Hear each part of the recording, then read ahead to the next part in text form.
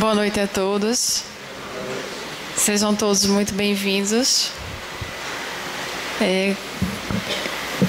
Eu fico até um pouco emocionada de estar aqui na noite de hoje, depois de tanto tempo afastada da casa.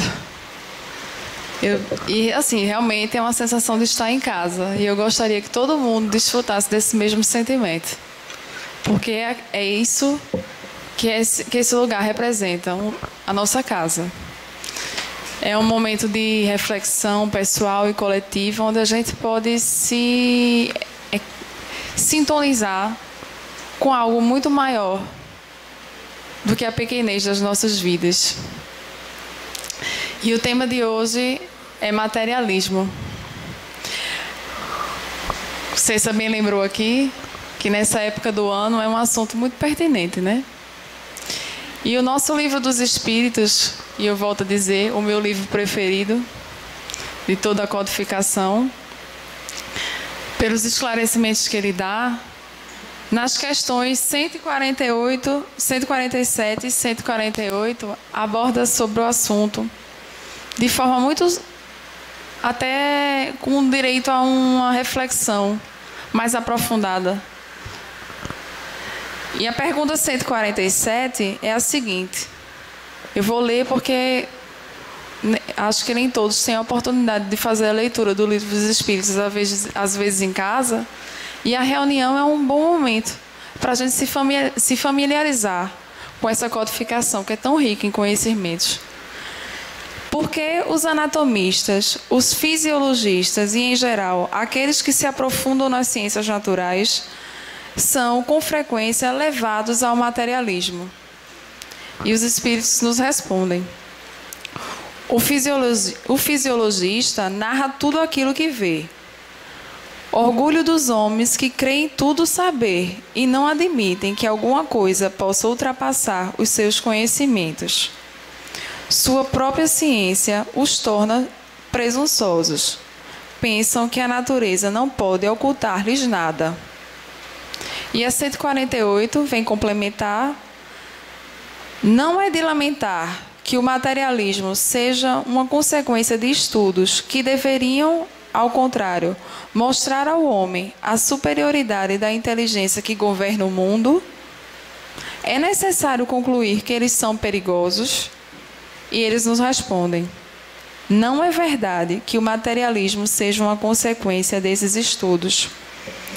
O homem é quem tira deles uma falsa consequência, porque ele pode abusar de tudo, mesmo até das melhores coisas. O nada, aliás, os amedronta mais do que demonstram, e os espíritos fortes são frequentemente mais fanfarrões do que corajosos. No mais das vezes, são materialistas por não terem nada com que encher o vazio do abismo que se abre diante deles. Mostre-lhes uma âncora de salvação e a ela estes se agarrarão fervorosamente. Quando o homem ele já tem uma natureza mística, e isso não é de hoje, isso vem de vários povos, de outras civilizações. E acredito que todo mundo aqui vai se identificar com a sensação de que existe algo, de que nos falta algo. Muitas vezes, aqueles que não têm uma crença ou uma fé maior, podem até não desenvolver alguma religião, desacreditar de algumas coisas, mas até às vezes uma sensação de saudade de algo que a gente desconhece. Uma sensação de saudade de alguma coisa, de um lugar, que nos remota a algo muito maior do que essa vida material que nós levamos aqui.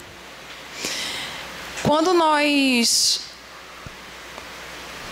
fomos estudar a matéria sobre materialismo, o conceito disso é uma corrente filosófica que não crê na sobreexistência do espírito. O Livro dos Espíritos aborda de um pouco mais científico, como o lado da ciência, mas a gente pode levar todos esses assuntos para as nossas vidas particulares. Quando ele fala do materialismo na questão da ciência, é porque todos nós temos uma necessidade de descobrir o mundo, de buscar respostas para perguntas maiores do que nós, transcendentais à nossa vida terrena. Então, com essas pesquisas, eles vão preenchendo um vazio e uma necessidade de obter uma resposta que os satisfaça. Nós devemos lembrar que a ciência é nossa aliada. Afinal de contas, ela está aqui para nos ajudar no progresso. E ela é essencial. Porém, é de conhecimento da maioria, e aqui por diversas vezes já foi também dito isso aqui em tribuna, que no que a ciência for contrária ao espiritismo, fiquemos com a ciência, no que for comprovadamente, né? E assim, nós vamos levando as nossas vidas em torno de respostas físicas, tocáveis, tangíveis. E por muitas vezes nós desvalorizamos aquilo que realmente importa. O material nos é oferecido para que nós tenhamos uma qualidade de vida, o necessário para sobreviver e também para compartilhar o que temos e o que não temos com aqueles que necessitam de um auxílio maior ou um auxílio mínimo. E nessa época do ano, a gente vê todo mundo correndo para o shopping center, né? Procurando presente para pai, mãe, vó, tio, cunhada, a professora da academia, a professora, a babá do filho da escola. Todo mundo. E não que todo mundo merece realmente uma lembrança, todo mundo merece se sentir exatamente prestigiado. Mas esse sentimento de retribuição, que é o que a gente está falando, assim, de demonstração de amor, porque nada mais é do que a gente pega o final do ano, aquele momento que era para lembrar de Jesus, e diz assim, não, eu vou fazer uma homenagem, um gesto de carinho, de agrado às pessoas que ficaram comigo o ano todo, né? Normalmente é assim que nós nos dirigimos no final do ano. Mas a gente devia ter esse sentimento de gratidão pelas pessoas todos os dias, né? E não necessariamente materialmente falando. Às vezes, você com ajuda, um pequeno objeto, um pequeno gesto, você vai realmente, de fato, ajudar mudar a vida de alguém, ou pelo menos melhorar. Mas, às vezes, quando a gente doa o nosso coração, às vezes não, sempre, o nosso coração, o nosso abraço, o nosso olhar, vale muito mais do que qualquer lembrancinha que a gente possa deixar com essas pessoas. O final do ano está chegando, em especial o Natal, e que esse Natal seja mais uma vez. Eu fazia tempo que eu não vim aqui, eu me surpreendi porque eu vi para uma segunda-feira bem menos pessoas do que o normal, né, do que o costume. E vai chegando o final do ano, as pessoas vão se afastando também um pouco das relações espirituais para dar conta das confraternizações, né, dos presentes, do shopping, do horário do funcionamento do shopping, dos shoppings e centros comerciais. E assim, vamos mudar isso, porque a proposta não é essa. É um momento de nós revermos os nossos sentimentos, o que nós fizemos, e planejar o que nós faremos de nós mesmos, porque ninguém vai ajudar a gente a progredir, não. Podem até ajudar, mas se a gente não aceitar a ajuda e se a gente não fizer a nossa parte, a gente vai ficar no mesmo canto. E embora nós tenhamos medo de mudança e de algo diferente e de sermos inovadores, é preciso coragem e vontade, pelo menos para dar o primeiro passo.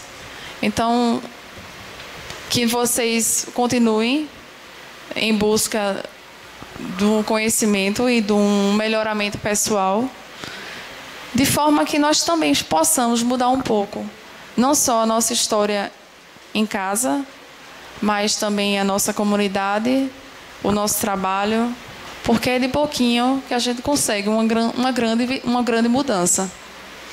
Então vamos todos fechar os nossos olhos, elevar o nosso pensamento a Jesus e fazer a nossa oração inicial. Amado Mestre Jesus, espiritualidade benfeitora, estamos presentes na noite de hoje, desejosos de teus conhecimentos, Senhor. Que nós tenhamos a compreensão e a maturidade de receber tudo que aqui foi exposto, a fim de transformarmos não só as nossas vidas pessoais, como a vida dos nossos irmãos. Sendo assim, Senhor, pedimos permissão para iniciarmos a palestra de hoje, desejando a todos muita inspiração e luz. Passemos então a palavra para a nossa irmã Lorena, que vai falar sobre... Fora da caridade não há salvação. Boa noite a todos. É um prazer estar aqui com vocês. Eu recebi um convite de Leandro para estar aqui novamente, dando essa palestra nessa noite. E muito embora atualmente eu não seja trabalhadora da casa, eu sou trabalhadora do Peixotinho, fui convidada nessa qualidade, mas foi essa casa aqui a qual eu trilhei os primeiros passos. Foi aqui que eu comecei o meu trabalho, o meu estudo da doutrina espírita. E eu tenho sempre essa sensação que Marcela falou de estar em casa, né? Aqui. Então, hoje me disseram que o tema seria livre, a minha escolha. E eu achei muito interessante já que Marcela começou falando no exórdio sobre o materialismo, e o tema que eu escolhi, sem conversar com ela antes nem nada, foi fora da caridade não há salvação. Mas qual é a relação que esse tema tem com o exórdio que ela falou agora, do materialismo? Porque fora da caridade não há salvação é a bandeira, digamos assim, do espiritismo. É o que traduz a essência da doutrina espírita, que se contrapõe, portanto, ao materialismo. Então a gente começa a imaginar que o mundo, como pensamos que seria o mundo, a realidade da vida, seja o mundo material. Quando nós estamos presos nessa dimensão de que a realidade da nossa vida é a vida material, nós nos tendemos realmente a nos abrigar junto ao materialismo. Porque o homem pensa o quê? Que quando ocorre a morte, não vai haver mais nada.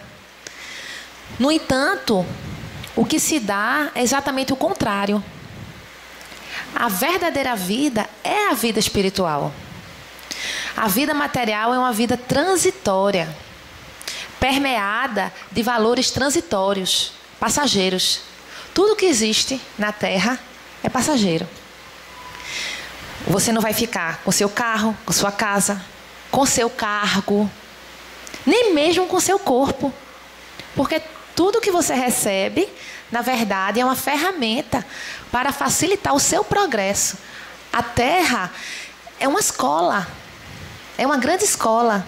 E nós, quando viemos para cá, nós recebemos material de estudo, nossas ferramentas, nossos livros, digamos assim, para que possamos melhor aproveitar a experiência terrena.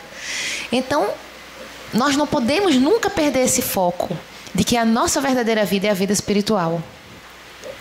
Com essa visão, com essa mudança, nós mudamos completamente a referência de nossa vida. E onde é que entra aí, fora da caridade não há salvação? Porque é com base nesses valores da vida espiritual que nós vamos trilhar o nosso caminho. E por que não dizer, trazer a vida futura para o dia de hoje? Porque você diz a vida espiritual, a nossa vida futura é a vida espiritual. Então a gente vai viver dentro do materialismo? Não, por que não viver os valores da vida espiritual no dia de hoje já? Antecipando, nos antecipando, não é? O futuro da vida, a vida futura. É interessante isso.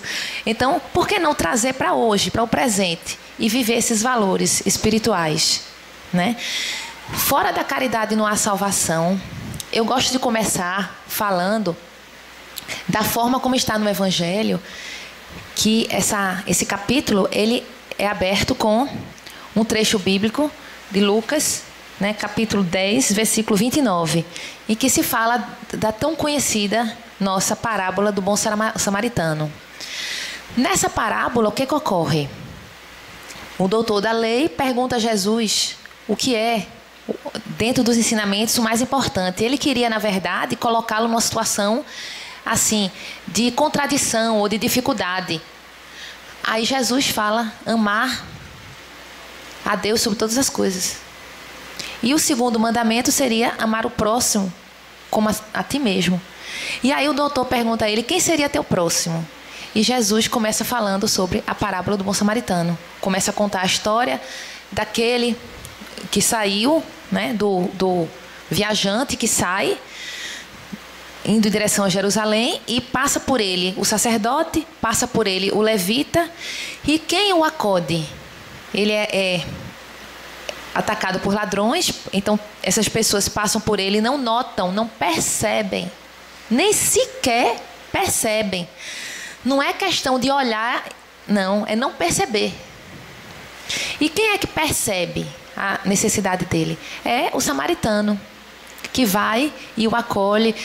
Enfim, com isso Jesus quer mostrar de uma forma bem singela que a verdade, a essência das coisas não são dogmas religiosos, não são formalidades, e sim o sentimento do amor, do interesse no outro, em buscar o outro. A caridade, esse tema, essa parábola abre o capítulo da caridade justamente para mostrar essa relação que existe, certo? Essa relação que a caridade existe com o amor. Por quê?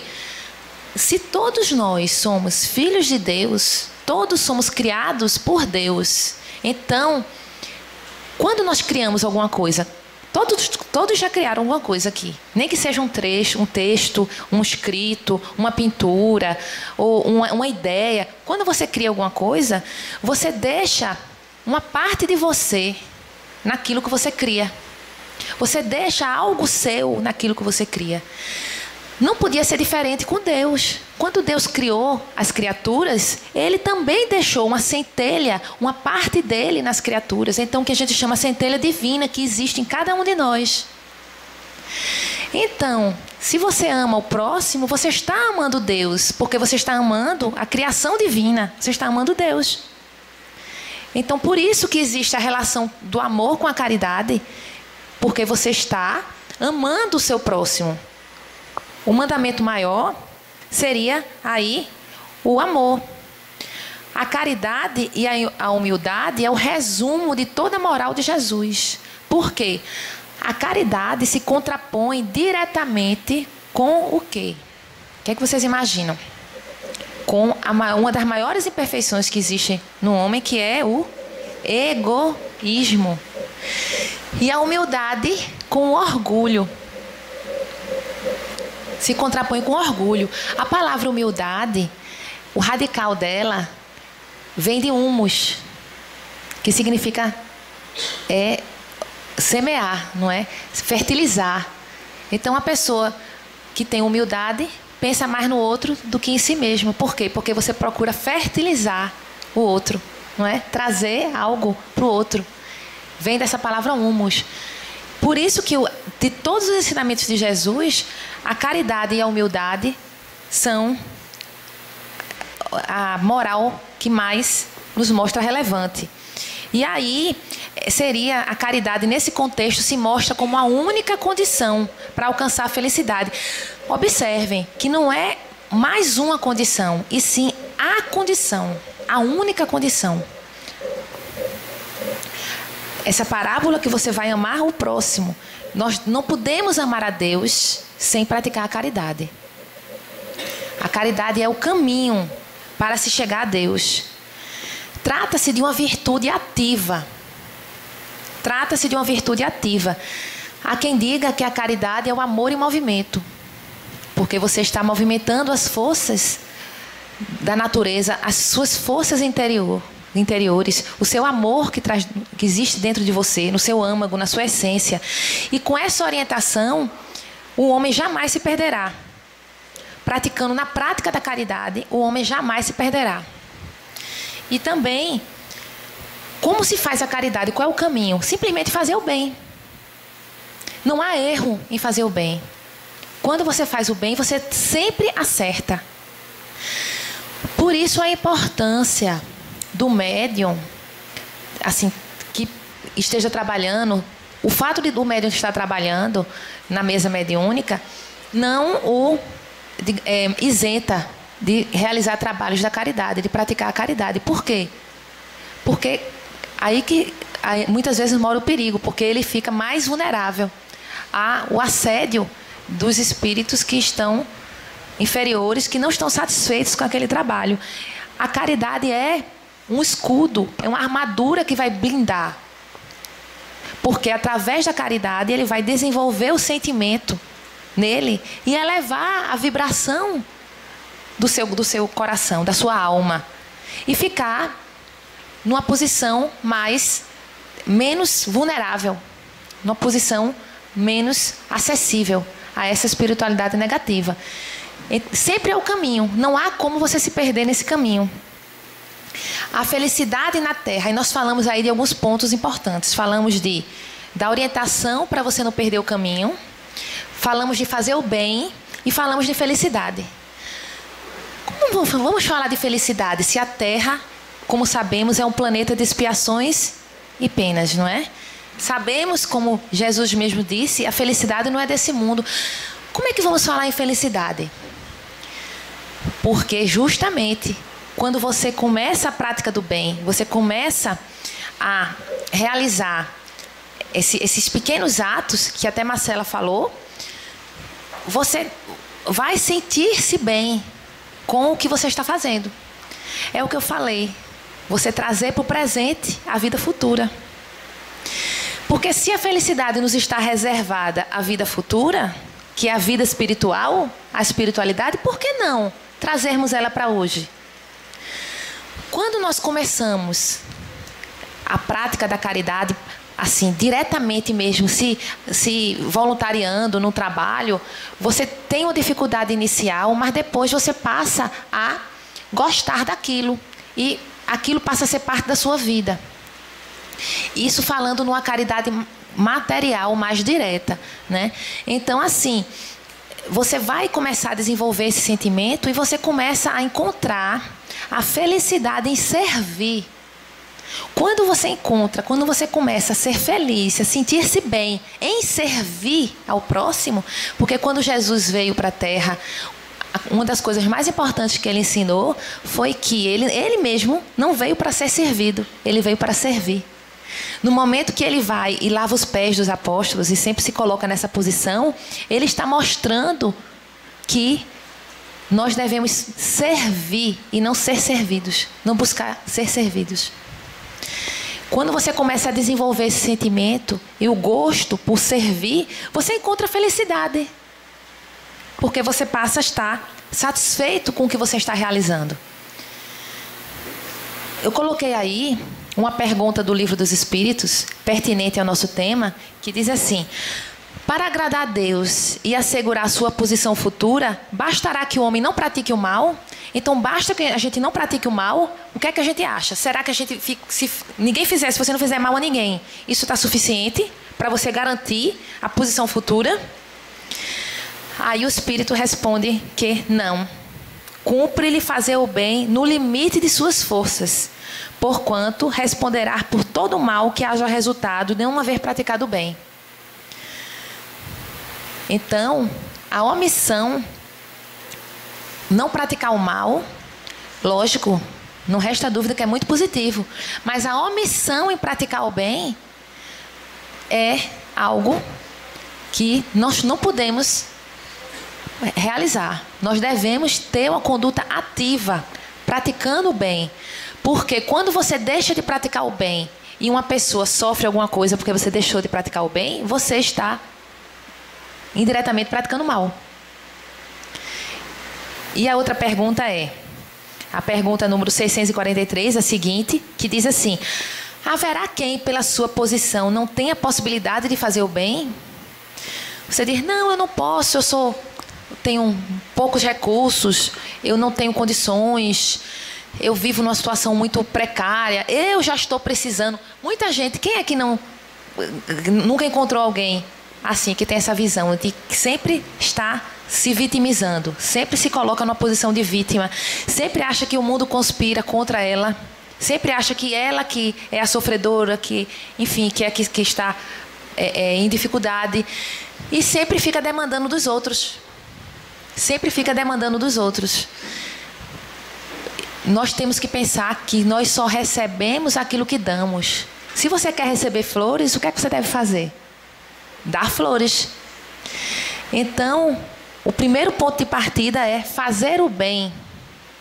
Mesmo que você esteja numa situação difícil, mesmo que você esteja numa situação de infelicidade, de sofrimento emocional, enfim, você deve sempre fazer o bem, nessa posição ativa de fazer o bem. A resposta da pergunta é: não há quem não possa fazer o bem. Somente o egoísta nunca encontra ensejo de o praticar. Basta que se esteja em relações com outros homens para que se tenha ocasião de fazer o bem. E não haja dia da existência que não ofereça a quem se ache cego pelo egoísmo a oportunidade de praticá-lo. Então, todos os dias você tem uma oportunidade de praticar o bem. Ah, mas eu estou doente numa cama, imobilizado, não posso nem me mexer. Como é que eu vou praticar o bem? Faça uma prece. Você faz uma prece pelo seu próximo, você já está praticando o bem. Não há quem não possa fazer o bem. Todos podem fazer o bem, mesmo que seja pelo pensamento. Mesmo que seja pelo pensamento. Então, continuando, porque fazer o bem não consiste para o homem apenas em ser caridoso, mas em ser útil. Todos podem ser úteis. Todos podem ser úteis. Todos podem encontrar uma utilidade. Repetindo o que eu falei, a questão do futuro da vida na vida presente, vocês pensam que no mundo espiritual vocês vão ficar ociosos, todos vão ficar ociosos? Não.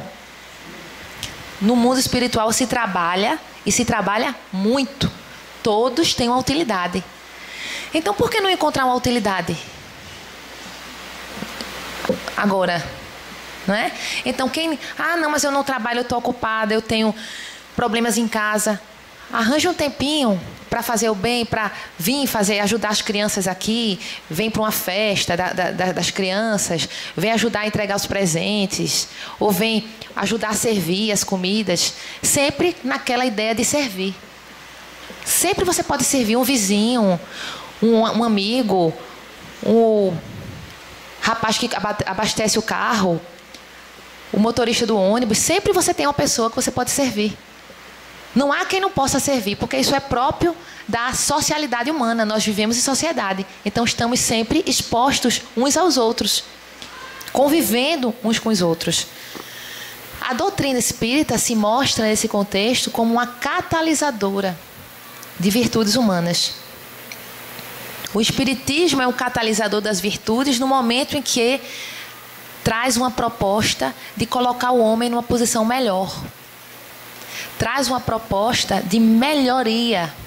Reconhece o verdadeiro espírita pelo esforço que ele faz em se melhorar. De como ele faz para vencer as suas imperfeições. Na casa espírita não existe perfeição. Por quê? Na Terra não há perfeição. Na Terra não há perfeição. Somos imperfeitos. Todos aqui somos vasos quebrados. Nós temos que tentar fazer sobressair as coisas boas e vencer as nossas imperfeições. Olhando sempre o próximo com bons olhos, não é verdade? Tem uma passagem em que Jesus estava com os apóstolos, e que ele olha para um animal que está em decomposição e todo mundo olha para aquele animal e faz, né, aquela cara, um cheiro ruim, que coisa horrível. Então ele olha e faz, que belos dentes tinha esse animal. Então, será que nada que nos cerca, será que não tem uma coisa boa para a gente ver? Para a gente se focar no lado positivo, no lado bom, não é? Então, a doutrina espírita busca ver esse lado bom. Não é na pessoa, é no outro. Porque nós temos que ser rigorosos, não é com o outro, é conosco. Nós temos que ser rigorosos no combate às nossas imperfeições, às nossas mazelas. Não é apontando o dedo para o outro, para o próximo. Não, o próximo nós temos que ser indulgentes. Não é que nós não saibamos os defeitos que a pessoa tem. Nós podemos até saber, mas não precisa a gente ficar destacando e nem ficar lembrando disso. Tentar se focar no lado positivo do próximo. Buscando, isso é uma caridade. Isso é uma grande caridade e muito difícil de se fazer, de se praticar, sabe? Então, a doutrina, ela é um admirável catalisador porque disciplina as emoções, estimula a inteligência e busca o enriquecimento dos valores íntimos, dos valores do espírito, da vida espiritual, buscando o caminho que Jesus nos mostrou, o caminho da felicidade. O que Jesus tinha a nos dizer? A contradição entre o ser e o ter. Então, que isso no Livro dos Espíritos, existe uma parte que fala no necessário e no supérfluo. Então, o que é o ser, o que é o ter? O ser é permanente. Quando você adquire valores de ser, valores de virtudes, conquistas, como a Anitta gosta de dizer, nossas conquistas, nós nunca perdemos aquilo que nós conquistamos. Nós levamos para além túmulo conosco. O que é que nós levamos da vida? Só o que nós temos na nossa mente, na nossa inteligência que nós desenvolvemos e o que nós desenvolvemos no nosso coração. É só isso que nós levamos, mais nada. Então são os valores do ser. Em contrapartida com os valores do ter, que são valores transitórios, supérfluos. Não que nós não precisamos dele, mas nós devemos utilizá-los com essa visão, com esse contexto, com o contexto de quê? De ferramentas, de livros que nós utilizamos para estudar. São ferramentas que vão facilitar o nosso aprendizado na Terra e não como valores permanentes.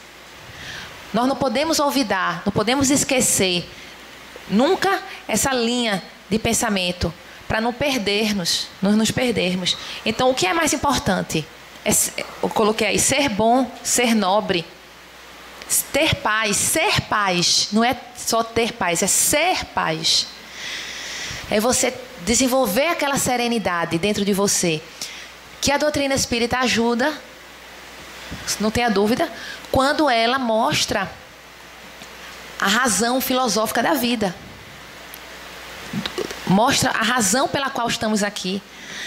Da onde nós viemos e para onde nós vamos. Quando ela responde essas perguntas, que são perguntas da essência da existencial humana, né? Então, ela responde essas perguntas, pacifica o nosso coração. Com isso, nós podemos até entender quando mártires, por exemplo, no passado, caminhavam em direção à morte, ou à tortura, ou enfim. Com isso, como Joana de Cusa, por exemplo, que foi queimada pelos romanos e antes dela ser queimada, o seu filho foi queimado. E ela ficou tranquila, em paz, serena. E em seguida, ela própria foi queimada. E ela em paz, e ainda ouvindo chacotas dos soldados romanos. Tá vendo? É isso que o seu Deus ensina. Não é isso? A saber morrer? É isso que o seu Deus ensina. E ela, com tranquilidade, ele queria que ela negasse Cristo e ela não negou. E ela tranquilamente, porque ela sabia da existência da vida espiritual. Então, por que a desesperação? não é? Por que o sofrimento se ela sabe se aquilo tudo vai ser passageiro? Mas isso não quer dizer que nós deveríamos nos desprender também da nossa conservação. Porque, como eu falei, precisamos da nossa vestimenta física, do nosso corpo, para poder estar aqui na Terra, desenvolvendo esses valores. O progresso espiritual, ele se dá em duas asas: na moral e na inteligência, no intelectual. Então, nós precisamos do corpo físico, precisamos da nossa encarnação na Terra para poder desenvolver esses valores morais e intelectuais. Então, nós temos que preservar-nos o mais possível para que possamos ser o que André Luiz fala em completista, que é aquelas pessoas que completaram efetivamente o seu tempo de encarnação na Terra. Então, fora da caridade não há salvação. Trata-se da base fundamental. O tempo vai passando, né? A base fundamental da toda a teoria, todos os ensinamentos de Kardec. Significa que, fora da caridade, não pode haver verdadeiro espírita. Eu não quero dizer essa salvação. É interessante a gente fazer alguma reflexão sobre essa palavra salvação. Significa que nós estaríamos perdidos? Nós não vamos ser salvos? Não. Não é, a gente não pode utilizar uma interpretação ao pé da letra nessa palavra. Porque todos somos filhos de Deus. Deus se preocupa com cada um de nós. Como é que um dos filhos de Deus poderia estar perdido? Né? Então, todos são criaturas amadas por Deus e respeitadas nas suas possibilidades. Observe-se aí que, mesmo o criminoso, mesmo a pessoa que esteja equivocada, ela sempre tem uma nova chance. Sempre tem uma chance de recomeçar. Sempre tem uma oportunidade redentora, não é verdade? Isso é uma prova do amor de Deus por nós. É interessante que muitas vezes, quando nos deparamos com uma situação de dificuldade na vida, você imagina que você fica triste, sofre com aquela situação de dificuldade, porque você não está tendo essa visão que eu falei. Essa inversão de modelo, de paradigma. Essa inversão de paradigma. Porque você pensa que a vida terrena que é a verdadeira vida. Quando é a vida espiritual que é a verdadeira vida. Então, quando você se depara com a dificuldade, você tem um filho doente, ou você tem uma doença na família, ou você está com a doença grave, ou você... Enfim, você tem uma dificuldade, você fica... Meu Deus, por que Deus me deu isso? Que você tende a pensar que até se revoltar, ou ver aquilo com uma menos-valia de Deus. Deus não é bom, fez isso comigo. Que justiça é essa? Não é assim que a gente tem que imaginar. A gente tem que pensar que aquilo... é um curso de férias, digamos assim. É um curso extra que você está fazendo na Terra, né? Nós não estamos numa escola. A Terra não é uma escola. Então, quando você tem que se deparar com a situação inevitável na sua vida e você não tem como modificá-la, você tem que enxergá-la com resignação e com louvor a Deus, agradecimento por aquela oportunidade de crescimento que Ele está lhe dando. Porque muitas vezes a doença é a cura. Quando você tem uma determinada doença, aquela doença que você tem é a sua cura. Com ela você vai conseguir, muitas vezes, restaurar o seu perispírito que foi prejudicado ou foi danificado por você mesmo. Numa outra existência, como um suicida, por exemplo, se danificou o próprio corpo. Ou com sentimentos de ódio. Certa vez eu li um livro em que o sentimento de ódio entre o obsessor e o obsediado era tão grande que esse sentimento ultrapassou a vida e eles ficaram na vida espiritual como dois seres disformes, unidos como se fosse uma massa, sabe? Deformaram o perispírito pelo sentimento de ódio e precisaram vir renascer muitas vezes como deficientes. Primeiro vieram como gêmeos, como é que chama? Gêmeos siameses. E depois eles foram separados, mas vieram com deficiência mental e deficiência no corpo físico. E precisavam nascer, precisavam da essência da materialidade, da vida material, para poder consertar, reparar esse perispírito danificado. Aí você fica pensando que a doença é uma vicissitude, é uma coisa ruim, uma coisa negativa. E não era, no caso deles, era fundamental. Foi só quando eles conseguiram quando eles foram efetivamente criados por alguém, uma mãe aceitou-os e os criou. Um morreu depois, né? Aí eles já vieram separados. Aí quando vieram separados, vieram como gêmeos separados. Aí um morreu logo ao nascer e o outro viveu um pouco mais. Então conseguiram ser separados. Mas vieram muitas vezes para conseguir depurar esse sentimento de ódio que danificou o perispírito deles. Porque o perispírito ele tem uma plasticidade, não é? Então, essa salvação significa você caminhar junto com esse sentimento do verdadeiro espírita, de buscar a sua transformação interior, de buscar caminhar, vencer as suas dificuldades, caminhar seguindo os passos de Jesus. Essa que seria a salvação, você estar a caminho de construir essa sua transformação, essa redenção do seu espírito. E começa a partir da sua mente. Toda maratona, os primeiros metros vão começar a serem contados na sua mente, quando você começa a modificar, primeiramente, o seu pensamento, para não ter revolta, nem ter sentimento negativo diante dessas situações que aparecem na sua vida. Crer sempre em Deus com a fé maior de que Ele sabe o que nos é bom e aquilo que nos é importante e o fundamental, o que nós precisamos. E quando as situações se deparam para nós, é porque nós precisamos dela e estamos preparados para enfrentar. Você fica pensando, não, porque o outro é pior do que eu, ou o outro não está passando por isso, o outro está com a vida muito boa e eu não. Mas o outro pode não estar preparado ainda para passar por aquelas situações que eu estou passando. Então, vamos refletir agora como nós podemos fazer a caridade, não é? Então, existem 1000 maneiras de se fazer a caridade.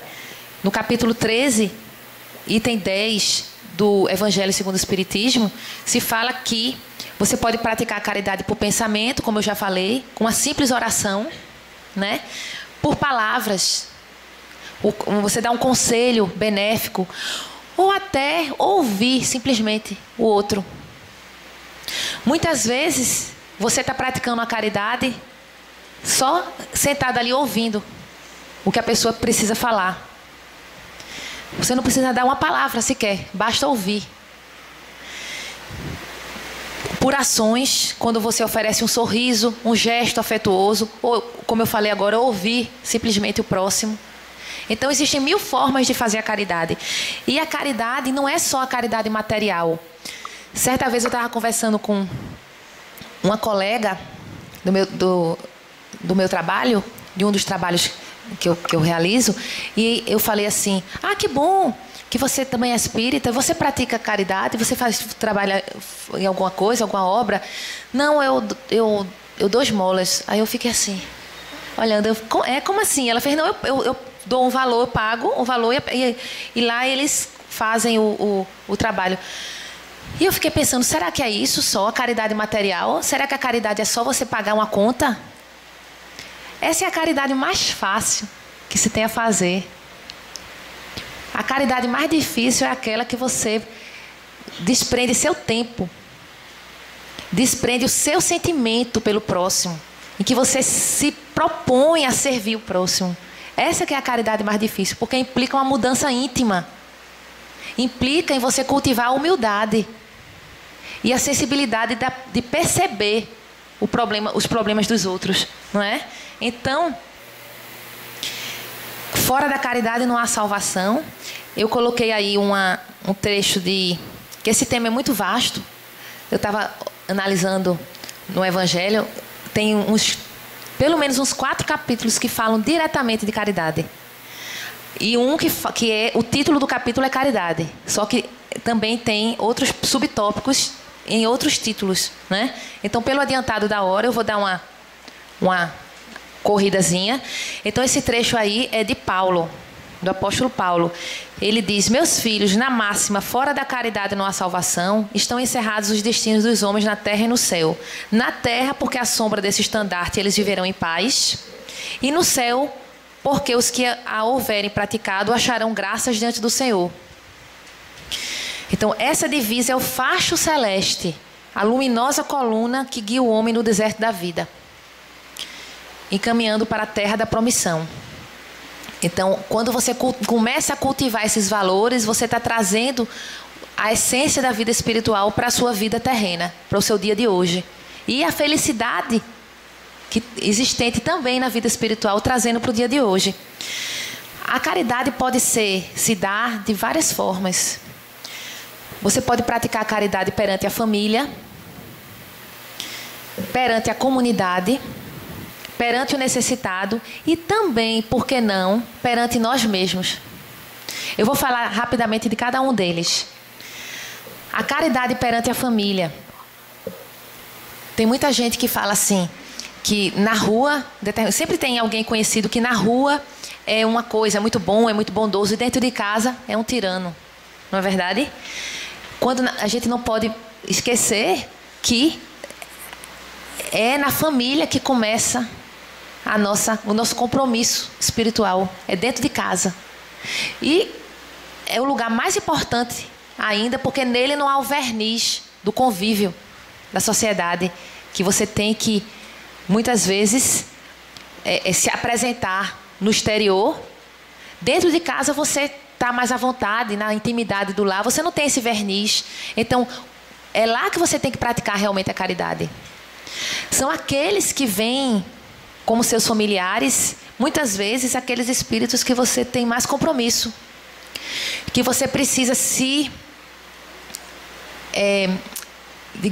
reequilibrar, se restabelecer, né? Aqueles espíritos que estão muitas vezes em relações de antagonismo, ou são inimigos seus do passado, ou às vezes não, são espíritos afins, mas são aqueles que você tem um compromisso imediato.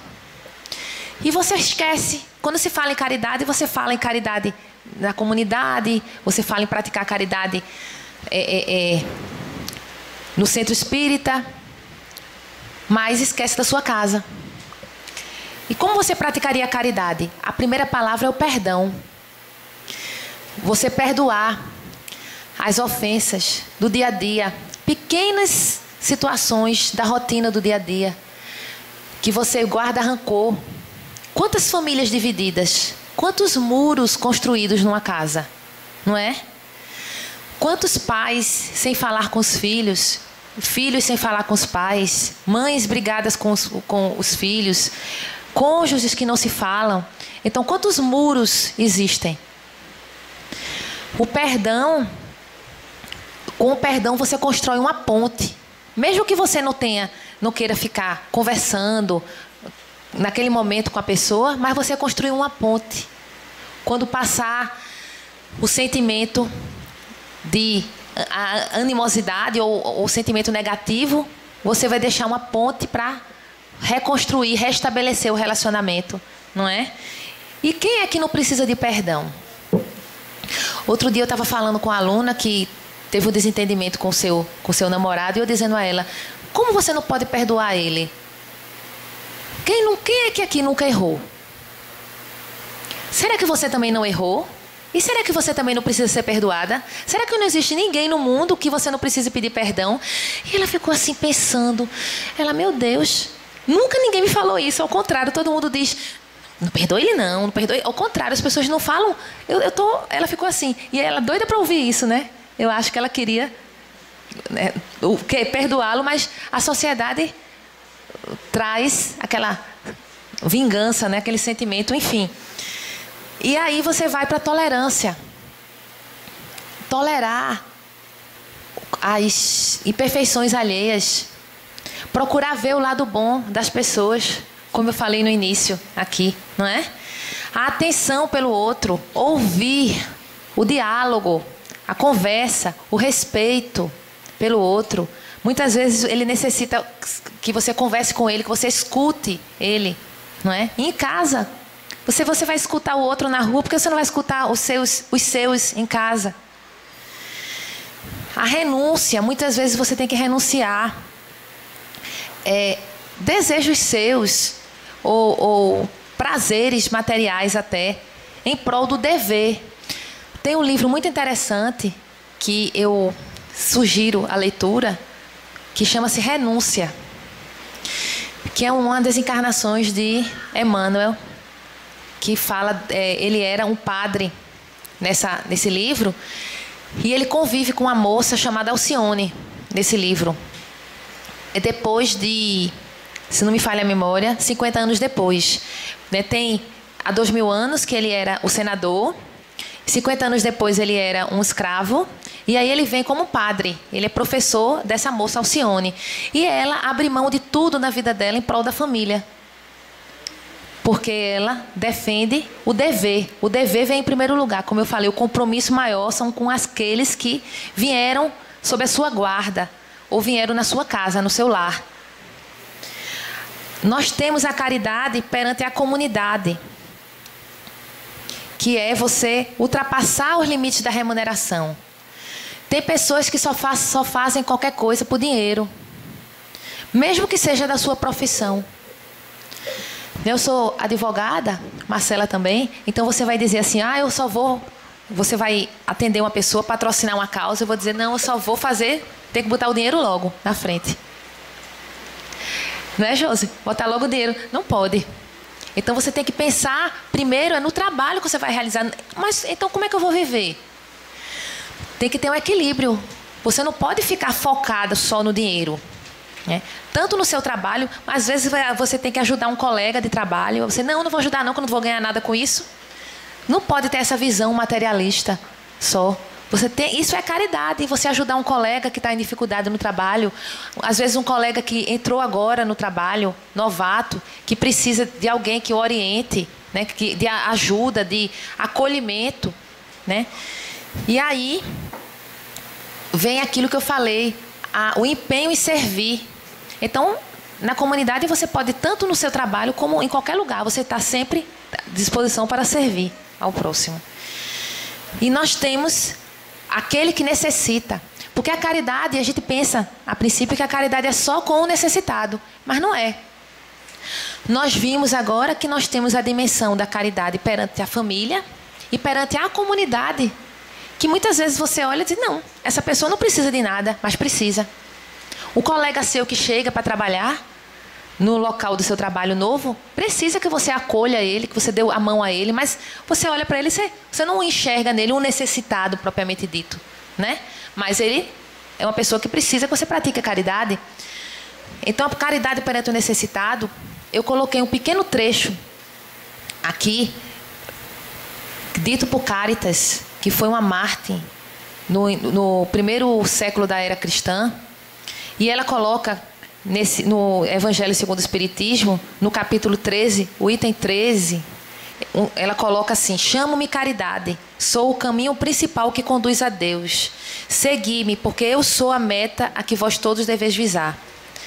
Aí ela começa falando como ela fosse a própria caridade, sabe? Então, fiz nessa manhã o meu passeio habitual, e com o coração magoado venho dizer-vos: ó, meus amigos, quantas misérias, quantas lágrimas, quantos tendes de fazer para secá-las todas. Então, aí ela vai discorrendo sobre as mães passando necessidade, as crianças com fome, e as pessoas privadas de tudo, aquilo, do mínimo necessário.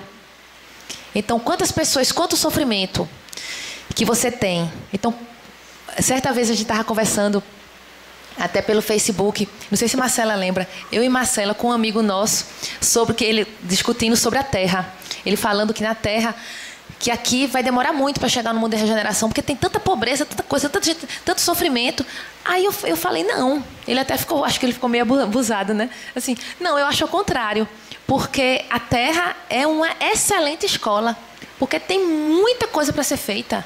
Veja como a gente pode mudar a visão, mudar a ótica que você está enxergando. Ao contrário, eu vejo que isso são oportunidades de crescimento e de trabalho, né, para nossa própria redenção. Quanto mais houver situações a serem atendidas na Terra, mais nós temos ferramentas e trabalhos e oportunidade para crescer. Como eu falei antes, né? Então, no capítulo 11, eu acho que é uma fala de São Vicente de Paulo, ele fala que a beneficência trará as mais puras e belas alegrias no coração. Quando você começa a cultivar o sentimento e desenvolve o prazer de servir. Vou falar rapidamente desse último tópico, que é a caridade perante nós mesmos. Muita gente não se ama, não é verdade? Então você diz assim, não esquecendo que ele falou, que Jesus disse na parábola do bom samaritano: amarás ao Senhor Deus de todo o coração e de toda a sua alma e de todo o seu entendimento. Este é o maior primeiro mandamento. E o segundo, semelhante: amarás o teu próximo como a ti mesmo. Então Jesus não se esqueceu de dizer a nós que devemos nos amar. Talvez seja essa a razão pela qual não amamos o próximo. Muitas vezes, porque nós não amamos a nós mesmos. Então, nós muitas vezes, estamos apenas apaixonados por nós mesmos. Mas nós não amamos a nós mesmos. Porque nós nos contentamos com prazeres passageiros. Como a paixão, que é transitória, que é aquele fogo transitório e passageiro. Quando nós deixemos de estar apaixonados por nós mesmos e passarmos a amar efetivamente a nós mesmos, nós estaremos aí realmente praticando a caridade perante nós mesmos. Então, começa com a caridade com o nosso corpo. Cuidados básicos. Quando nós perdemos e esquecemos os cuidados com o nosso corpo, nós não estamos amando a nós mesmos. Nós estamos pensando em passar uma noite em claro, por exemplo, numa festa. Estamos pensando nos prazeres terrenos daquela noite, etc. E nós não estamos pensando na consequência para a nossa saúde. Que aquilo vai nos trazer prejuízo para a saúde. A caridade com o nosso espírito. Nós fomos criados para sermos copartícipes da obra da criação. Que devemos nos integrar no amor divino, começando por nós. Todos nós somos anjos em potencial. Todos nós, um dia aqui, vamos ser anjos. Todos nós, o nosso caminho para a luz não é um caminho, é um tropismo, é um caminho obrigatório. Nós vamos sempre, o progresso é constante e frequente e obrigatório. Então nós vamos chegar lá. Pode ser que uns demorem mais, outros demorem menos, cada um tem o seu ritmo, mas nós vamos chegar. Nós somos anjos em potencial. É por isso que Deus sempre acredita em nós, porque Ele acredita no potencial da nossa, eu diria, o potencial da nossa imortalidade. Porque nós somos imortais. Então, o que é que nós podemos fazer? Se nós somos imortais, nós não vamos morrer nunca. Então, são infinitas as possibilidades da nossa imortalidade, né? O potencial que nós temos de servir para o próximo. E nós vivíamos antes do berço e vamos ter uma vida além do túmulo. Portanto, nós temos um grande, imenso potencial. A caridade seria a bandeira, a nossa bandeira, portanto. Que seria um simbolismo, uma lembrança apenas dos nossos ideais. Não que o espiritismo não possa se aprofundar em muitas outras coisas, mas esse seria o slogan principal, a bandeira de inicial, o primeiro ponto de partida. Nós não devemos perder tempo na estrada do progresso, perdendo oportunidades de servir ao próximo, perdendo oportunidades de ser úteis ao outro. Então como eu falei, marchemos rumo ao progresso.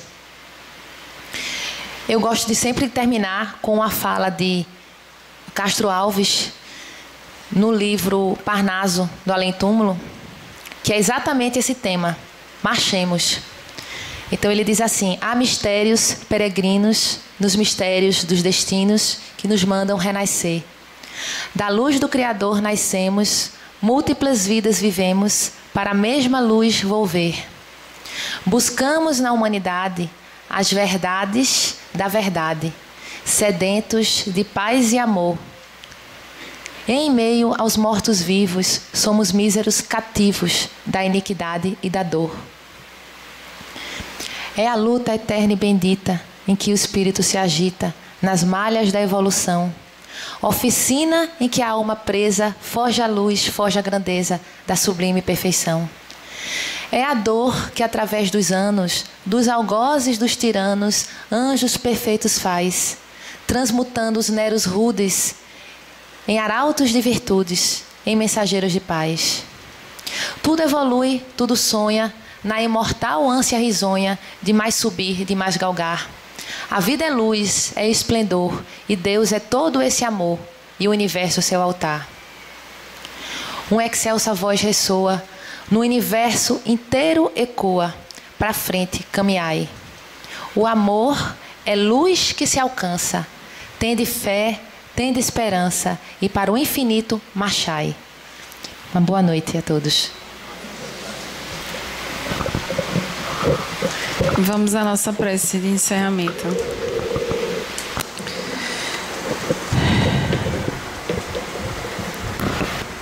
Nessa prece de encerramento antes do Natal, gostaríamos que todos refletissem sobre a juventude de Maria naquela travessia do deserto,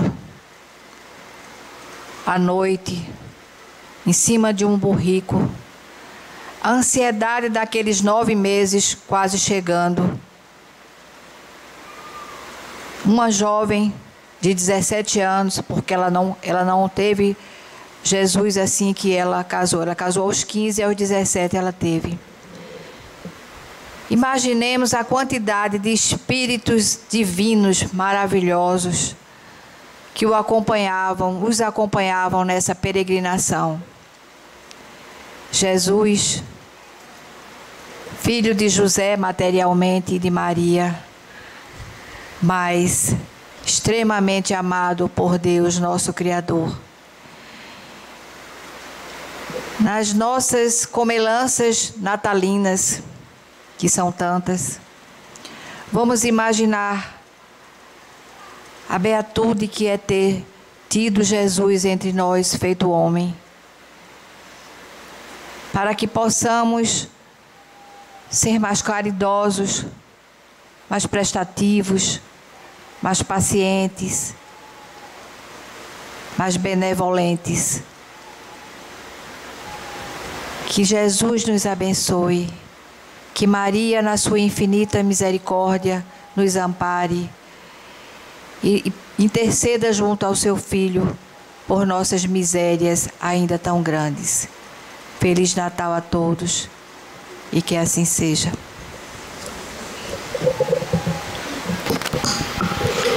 Em nome de Deus, em nome de nosso Senhor Jesus Cristo e de toda espiritualidade benfeitora, damos encerrada a primeira parte dos trabalhos da noite de hoje, desejando a todos muita paz e muita luz.